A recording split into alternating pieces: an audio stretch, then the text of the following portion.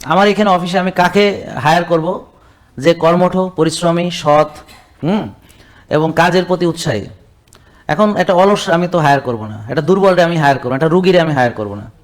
তা আপনি সুস্থ না থাকলে আপনি কাজেরও অযোগ্য হয়ে যাবেন। আপনি একটা ভালো জবও করতে, পেশাগত কাজ যেটাই পেশা হোক, এটা হবে না, আপনি পারবেন না একসময়। ব্যবসা কিছুদিন পর আর পারবেন না, বুঝছেন? তাহলে আপনি সুস্থ থাকলে আপনার ব্যবসা লস হলে আবার নতুন করে ব্যবসা ফাতাইতে পারবেন। কিন্তু আপনি 1000 কোটি টাকার মালিক হয়েছেন কিন্তু অসুস্থ হয়ে বিছানায় পড়ে গেছেন, ওই ব্যবসা টিকবে না। বুঝতে পারছেন? তা আপনি কেন রোগী হয়েছেন? কারণ আপনি নিজেকে সময় না দিয়ে ব্যবসাকে সময় দিয়েছেন। কারণ আপনি একটু যদি ব্যবসা থেকে একটু মনে করেন যে দেখেন যে মানে চোখটা আরেক দিক ঘুরাইলে ব্যবসা পড়ে যায়।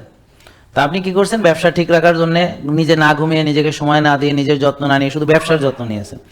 তো যেখানে আপনি সামান্য একটু অবহেলার কারণে ব্যবসা পড়ে যায়, সেখানে আপনি বিছানায় পড়ে গেলে ব্যবসা কে চালাবে? দয়া করে ভাবেন প্লিজ, ভাবতে শিখুন, পরিণতিগুলো ভাবেন। তাহলে আপনি নিজেকে গুরুত্ব না দেওয়া, এটার মতো চরম বোকামি আর কিছু হতে পারে না।